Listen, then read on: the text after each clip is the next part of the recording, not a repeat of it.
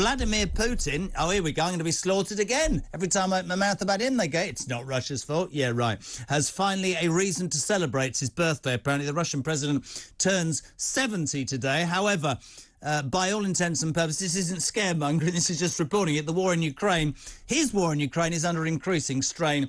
And warnings, be they factual or just scaremongering, that there is a nuclear option, are becoming ever more prevalent. Someone that's seen Putin's rise to power and kept a close watch on his progress is my next guest, Bill Browder, head of the global Magnitsky, I hope I've got this right, Magnitsky Justice Campaign. Bill, welcome to Talk Breakfast. How are you?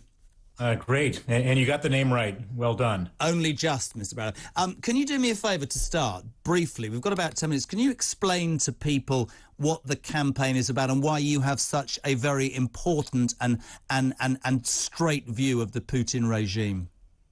Sure. So I was once the largest foreign investor in Russia, discovered huge corruption in the companies I invested in, exposed the corruption, obviously upsetting the highest level people, including Putin.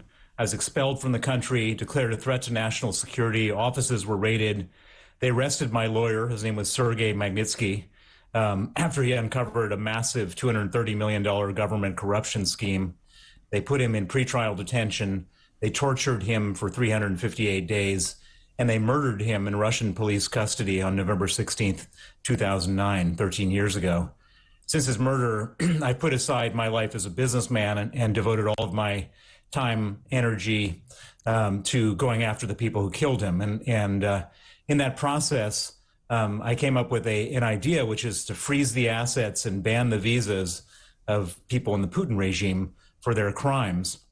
That became known as the Magnitsky Act. It was passed in the United States in 2012.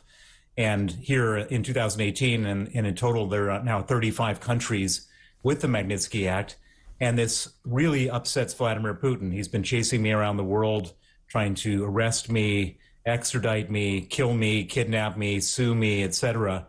And so I have the world is at war with Putin right now.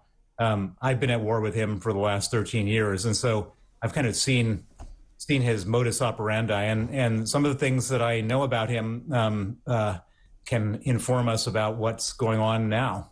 Can I ask you a quite fascinating, Bill, seriously, and Ricky, who I know was talking about it yesterday to us, said that story is extraordinary. You're an extraordinary man and you won't rest on your laurels. Did you imagine, knowing what you knew about Putin, that his later years would be consumed, he's 70 now, by this conflict? I don't know, I'm not an expert, but one gets this distinct feeling, unless I'm missing the point, that he has it in his brain that some form of legacy of regenerating the USSR. He's never recovered from the breakup.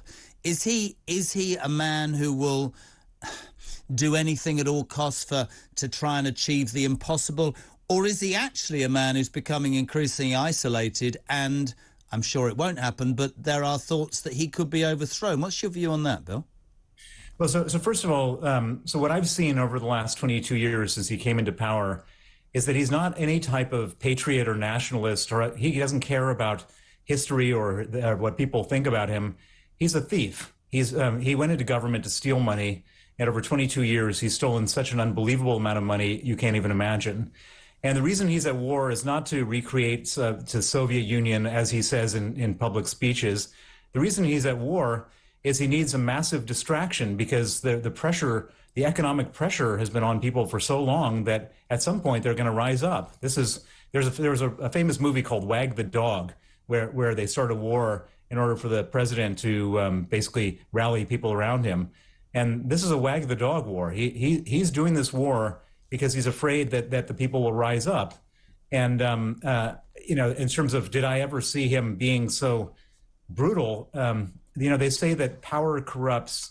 And absolute power corrupts absolutely, and Putin is like the sort of case study in that saying. He has just gotten worse and worse and worse, more powerful, more corrupt, and he's now he's kind of boxed himself in, because he started this war to stay in power, but he's losing the war. The Ukrainians are eating him for lunch, and he's kind of in a bad place, because what started as a popular war, where when people weren't involved, they were just watching from the sidelines, cheering him on.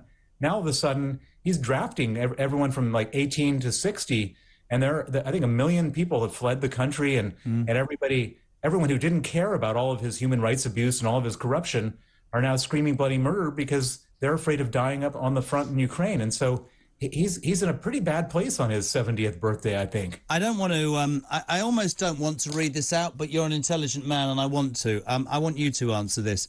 A very simple text from Mr. Palmer. Oh, God, another propagandist on Kyle's breakfast show. How would you respond to that, Bill? Well, I've actually been on the front line for the last 13 years fighting this guy.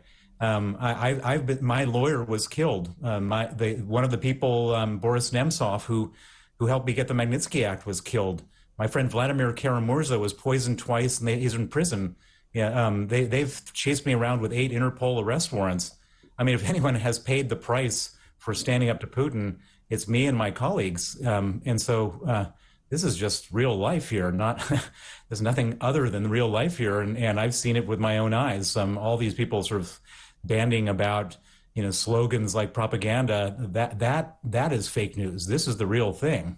In terms of him as a human being, I sort of say that carefully.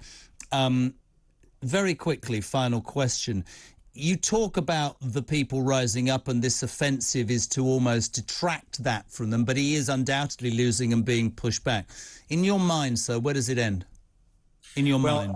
I mean, in my mind, it doesn't end. So he's got a lot of money, he's got a lot of people in his country, and he can't lose this war. The Ukrainians now have a lot of equipment, a lot of people, and their own homeland is at stake. That they don't want to be raped, tortured, and killed. And so nobody's going to give up in this thing. And so it's going to carry on and carry on.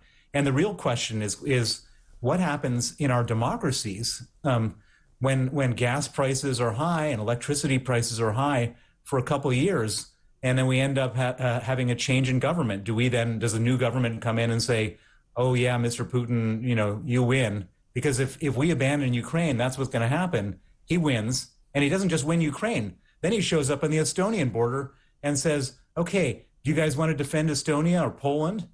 And then we all shrug and say, yes, no, I don't know. But this thing never ends with a dictator like Putin. And so we have to contain him. And hopefully we do contain him, because last thing we want to do is be at war with him ourselves. Bill Browder, fascinating. Could talk to you all morning. I don't have the time. I wish I could. But thank you so much for joining us.